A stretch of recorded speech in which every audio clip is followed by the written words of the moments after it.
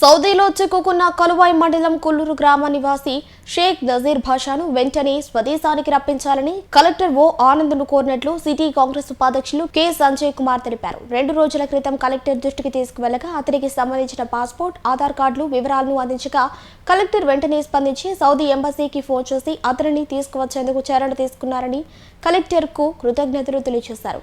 ఈ కార్యక్రమంలో పలువురు నాయకులు తదితరులు పాల్గొన్నారు. కుల్లూరు నివాసి నజీర్ బాషా అనే అతను 2024లో సౌదీ అరేబియాకు వెళ్ళడం జరిగింది. ఆ మీడియేటర్ వలన అతను 2 లక్షల నష్టపోయి అక్కడుండే ఒక వ్యాపారి చేతుల్లో చిక్కుకున్నాడు. అతను తీవ్రమైన చిత్రహింసలకు గురి చేయడం వల్ల నజీర్ బాషా శారీరకంగా అనేక బాధలు అనుభవిస్తున్నాడు, మానసికంగా బాధలు అనుభవిస్తూ వాళ్ళ తండ్రికి ఫోన్ చేసి నన్ను ఎలాగైనా భారతదేశానికి రప్పించండి అని ఆయన ఏకరువు పెట్టాడు.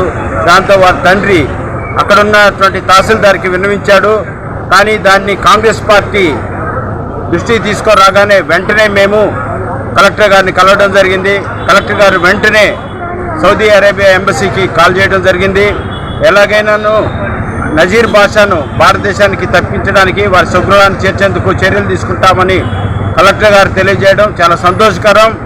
కాంగ్రెస్ పార్టీ నాయకులు ఈ యొక్క పేదల పల్లిట మైనారిటీ హక్కులు ఎక్కడైతే హరించబడుతున్నాయో వాటన్నిటి విషయంలో కూడా కాంగ్రెస్ పార్టీ ముందుండి వాటి విషయమై పోరాడుతుందని ఈ విధంగా తెలియజేస్తూ ఉన్నాం.